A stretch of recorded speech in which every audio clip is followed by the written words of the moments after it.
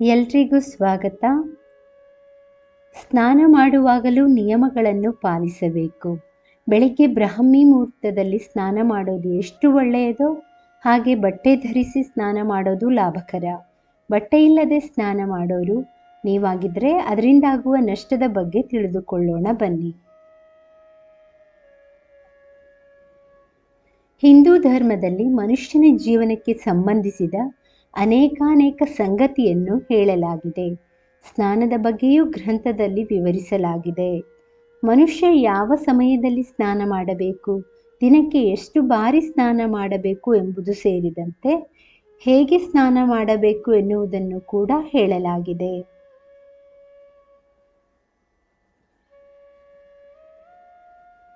ಶಾಸ್ತ್ರದ ಪ್ರಕಾರ ಬೆತ್ತಲೆಯಾಗಿ ಸ್ನಾನ ಮಾಡೋದನ್ನು ನಿಷೇಧಿಸಲಾಗಿದೆ. ಬಟ್ಟೆ ಇಲ್ಲದೆ ಬೆತ್ತಲೆಯಾಗಿ ಸ್ನಾನ ಮಾಡಬಾರದು ಎಂದು ಹಿರಿಯರು ಹೇಳೋದನ್ನು ನಾವು ಕೇಳಿರ್ತೇವೆ. ಬಟ್ಟೆ ಹಾಕಿ ಸ್ನಾನ ಮಾಡಿದರೆ ಮೈ ಸ್ವಚ್ಛವಾಗೋದಿಲ್ಲ ಎನ್ನುವವರಿದ್ದಾರೆ. ಆದರೆ ಬಟ್ಟೆ ಹಾಕದೇ ಸ್ನಾನ ಮಾಡಿದರೆ ಅನೇಕ ಸಮಸ್ಯೆ ಎದುರಾಗುತ್ತದೆ ಎಂದು ಶಾಸ್ತ್ರ ಹೇಳುತ್ತದೆ. ಬಟ್ಟೆ ಇಲ್ಲದೆ ಯಾಕೆ ಸ್ನಾನ ಮಾಡಬಾರದು ಎಂಬುದಕ್ಕೆ ಅನೇಕ ಕಾರಣಗಳನ್ನು ಗ್ರಂಥದಲ್ಲಿ ಹೇಳಲಾಗಿದೆ.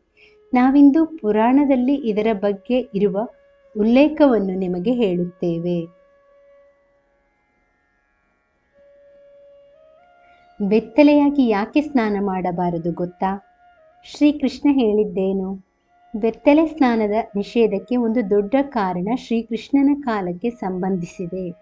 ಪುರಾಣಗಳ ಪ್ರಕಾರ ಒಮ್ಮೆ ಗೋಪಿಕೆಯರು ಸರೋವರದಲ್ಲಿ ಸ್ನಾನ ಮಾಡುತ್ತಿದ್ದರು. ಈ ವೇಳೆ ಅವರು ಬಟ್ಟೆ ಧರಿಸಿರಲಿಲ್ಲ. ಬಾಲಕೃಷ್ಣನು ಗೋಪಿಯರ ಎಲ್ಲ ಬಟ್ಟೆಗಳನ್ನು ಮರೆಮಾಚಿದ್ದನು. ಕೃಷ್ಣನ ಬಳಿ ಬಟ್ಟೆಯನ್ನು ವಾಪಸ್ ನೀಡುವಂತೆ ಗೋಪಿಯರು ಪ್ರಾರ್ಥಿಸಿದರು. ಆಗ ಕೃಷ್ಣನು ಬಟ್ಟೆ ಧರಿಸದೆ ಎಲ್ಲಿಯೂ ಸ್ನಾನ ಮಾಡಬಾರದು ಎಂದು ವಿವರಿಸಿದರು. ಕೋಣೆಯಲ್ಲಿ ಸ್ನಾನ ಮಾಡಿದರೂ ನಿಮ್ಮನ್ನು ನೋಡೋರಿರ್ತಾರೆ. ನೀವು ಕೋಣೆಯಲ್ಲಿ ಸ್ನಾನ ಮಾಡ್ತೀರಿ, ಯಾರೂ ನಿಮ್ಮನ್ನು ನೋಡೋದಿಲ್ಲ ಎಂದು ನೀವು ಭಾವಿಸ್ತೀರಿ. ಆದರೆ ದೇವರು ಎಲ್ಲ ಕಡೆ ಇರುತ್ತಾನೆ. ಆತ ನಿಮ್ಮನ್ನು ನೋಡ್ತಿರುತ್ತಾನೆ. ಇದು ಜಲದೇವನಾದ ವರುಣನನ್ನು ಅವಮಾನಿಸಿದಂತೆ. ಅದಕ್ಕಾಗಿಯೇ ನೀವು ಬೆತ್ತಲೆಯಾಗಿ ಸ್ನಾನ ಮಾಡಬಾರದು. ಬೆತ್ತಲೆಯಾಗಿ ಸ್ನಾನ ಮಾಡುವುದು ಪಾಪವನ್ನು ಉಂಟು ಮಾಡುತ್ತದೆ. ಅಲ್ಲದೆ ಆರ್ಥಿಕ ಮತ್ತು ದೈಹಿಕ ಹಾನಿಯನ್ನು ಕೂಡ ಉಂಟು ಮಾಡುತ್ತದೆ.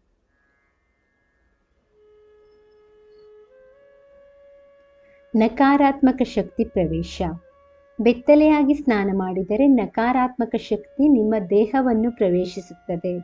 ಮನಸ್ಥಿತಿ ನಕಾರಾತ್ಮಕವಾಗಿರುತ್ತದೆ. ಸ್ನಾನ ಮಾಡುವಾಗ ನೀವು ಸಣ್ಣ ಬಟ್ಟೆಯನ್ನು ಮೈಮೇಲೆ ಹಾಕಿಕೊಂಡರೂ ಸಾಕು. ಬಟ್ಟೆ ಇಲ್ಲದೆ ಸ್ನಾನ ಮಾಡಲು ಹೋಗಬೇಡಿ. ಬೆತ್ತಲೆ ಸ್ನಾನ ಮಾಡಿದರೆ ದೇಹದಲ್ಲಿರುವ ಸಕಾರಾತ್ಮಕ ಶಕ್ತಿ ದೇಹದಿಂದ ಹೊರಬರುತ್ತದೆ. ಅದು ನಿಮ್ಮ ದೇಹದ ಮೇಲೆ ಮತ್ತು ನಿಮ್ಮ ಮನಸ್ಸಿನ ಮೇಲೆ ಪರಿಣಾಮ ಬೀರುತ್ತದೆ. ತಾಯಿ ಲಕ್ಷ್ಮಿಯ ಕೋಪಕ್ಕೆ ಗುರಿಯಾಗ್ತೀರಿ. ಬೆತ್ತಲೆಯಾಗಿ ಸ್ನಾನ ಮಾಡೋದರಿಂದ ಲಕ್ಷ್ಮಿಯ ಮುನಿಸು ಹೆಚ್ಚಾಗುತ್ತದೆ.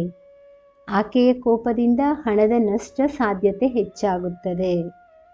ಆರ್ಥಿಕ ಸ್ಥಿತಿ ಹದಗೆಡಲು ಇದು ಕಾರಣವಾಗುತ್ತದೆ. ಪಿತೃದೋಷ. ಗರುಡ ಪುರಾಣದ ಪ್ರಕಾರ ಸ್ನಾನ ಮಾಡುವಾಗ ಪಿತೃಗಳು ನಿಮ್ಮ ಸುತ್ತಲೂ ಇರುತ್ತಾರೆ. ನೀವು ಬೆತ್ತಲೆ ಸ್ನಾನವನ್ನು ಮಾಡಿದರೆ ಪಿತೃದೋಷವನ್ನು ಎದುರಿಸಬೇಕಾಗುತ್ತದೆ. ಇಂತಹ ಸ್ನಾನ ಮಾಡುವುದರಿಂದ ನಿಮ್ಮ ಪೂರ್ವಜರಿಗೆ ಸಂತೃಪ್ತಿ ಸಿಗುವುದಿಲ್ಲ. ಮನೆಯಲ್ಲಿ ಪಿತೃದೋಷ ಉಂಟಾಗುತ್ತದೆ. ಬಟ್ಟೆಯಿಂದ ಬೀಳುವ ನೀರನ್ನು ಅವರು ಸ್ವೀಕರಿಸುತ್ತಾರೆ. ಅದು ಅವರಿಗೆ ತೃಪ್ತಿ ನೀಡುತ್ತದೆ. ನೀವು ಬೆತ್ತಲೆ ಸ್ನಾನ ಮಾಡಿದಾಗ ಅವರಿಗೆ ಬಟ್ಟೆಯಿಂದ ಸಿಗುವ ನೀರು ಸಿಗುವುದಿಲ್ಲ. ಇದರಿಂದ ಅವರು ಕೋಪಗೊಳ್ಳುತ್ತಾರೆ. ಪಿತೃದೋಷದಿಂದ ಅನೇಕ ಸಮಸ್ಯೆ ಎದುರಾಗುತ್ತದೆ. ವ್ಯಕ್ತಿಯ ತೇಜಸ್ಸು, ಶಕ್ತಿ, ಸಂಪತ್ತು ಮತ್ತು ಸಂತೋಷ ನಾಶವಾಗುತ್ತದೆ. ಸ್ನೇಹಿತರೆ, ಈ ಮಾಹಿತಿ ಇಷ್ಟವಾದಲ್ಲಿ ದಯವಿಟ್ಟು ವಿಡಿಯೋನ ಲೈಕ್ ಮಾಡಿ, ಚಾನಲನ್ನು ಸಬ್ಸ್ಕ್ರೈಬ್ ಮಾಡಿ. ಕೇಳಿದ್ದಕ್ಕಾಗಿ ಧನ್ಯವಾದಗಳು. Thank you for watching. Please like, share, comment and subscribe to Ayushvani.